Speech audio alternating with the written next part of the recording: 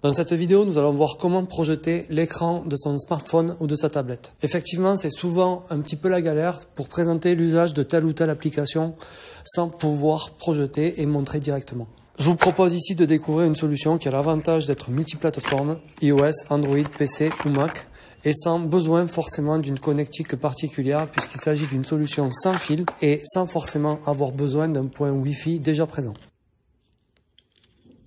Il s'agit d'un boîtier que nous allons pouvoir connecter en HDMI sur le vidéoprojecteur et qui va générer son propre Wi-Fi sécurisé. Une fois connecté, il va falloir maintenant l'alimenter, ici avec un câble USB.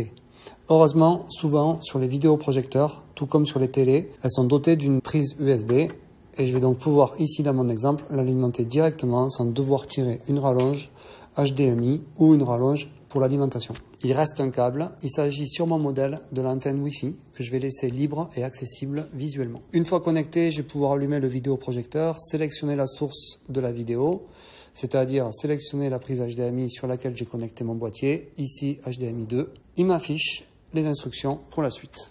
On observe bien que c'est bien compatible iPhone et Android et à partir de maintenant, j'ai deux options. Soit j'exploite le QR code qui va me rediriger vers le réseau Wi-Fi du boîtier, soit je me connecte directement au réseau Wi-Fi par l'intermédiaire des paramètres de mon smartphone. Pour la présentation, je vais faire la version compliquée sans passer par le QR code. Donc je m'en vais ici sur mon iPhone dans les réglages. Je sélectionne les paramètres Wi-Fi. Il me propose le réseau Wi-Fi, ici 5G. Je le sélectionne. J'indique le mot de passe 1, 2, 3, 4, 5, 6, 7, 8. Je me connecte et magie. Je me retrouve connecté au boîtier. Donc là, maintenant, c'est tout bon.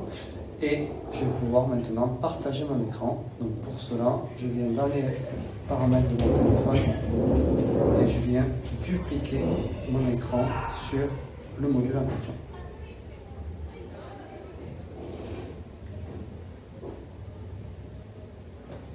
Voilà. Donc si je souhaite ouvrir une application, ça fonctionne. Si je souhaite changer d'application, ça fonctionne aussi.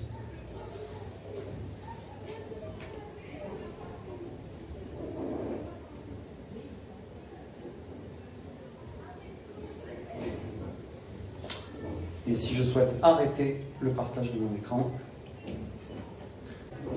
je n'ai plus qu'à revenir sélectionner l'option et ne plus recopier. Tout simplement.